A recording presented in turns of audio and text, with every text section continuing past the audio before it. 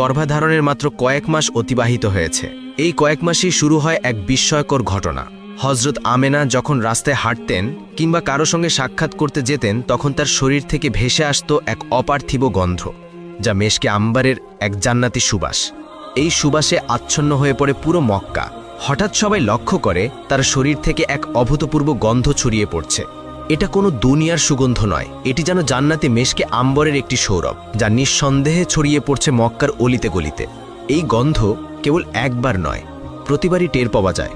মানুষদের মনে কৌতূহল জন্ম হয় এবং গুঞ্জন ছড়িয়ে পড়ে পুরো মক্কায়। লোকেরা বলে, কিভাবে সম্ভব? কিছুদিন আগেই তো তার স্বামী আব্দুল্লাহ ইন্তেকাল করেছেন, এবং তার তো জানা আছে আরবের রীতিতে স্বামী মারা গেলে স্ত্রী সুগন্ধি ব্যবহার করতে পারে না। আতর তো দূরের কথা। তাদের প্রশ্ন, তবে কি আমেনা নিজের শরীরে আতর মেখে রাস্তায় ঘুরে বেড়াচ্ছে? মানুষের এই গুঞ্জন ধীরে ধীরে পৌঁছে গেল নবীজির দাদা আব্দুল মুত্তালিবের কানে। মানুষের কাছে এমন কথা শুনে আব্দুল মুত্তালিব অত্যন্ত চিন্তিত হয়ে উঠলেন।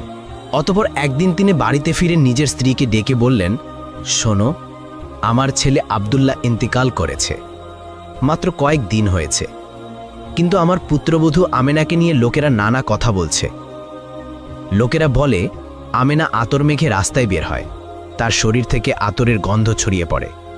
এই সম্পর্কে তুমি কি জানো কিছু? তার স্ত্রী গভীরভাবে নিঃশ্বাস নিয়ে বললেন, ওগো স্বামী, তুমি মানুষদের গন্ধ পাওয়ার কথা বলছো, অথচ আমি যখন তার সঙ্গে গোসলখানায় যাই, সেই যখন গোসল শেষে বের হয়, তখন সমস্ত ঘর যেন আতরে ডুবে যায়। মনে হয় কেউ যেন গোসলখানায় জান্নাতি মেশকে আম্বর ঢেলে রেখেছে। এত মনোমুগ্ধকর গন্ধ, যা এ মক্কা নগরীতে কোথাও মেলে না। আমি নিজেও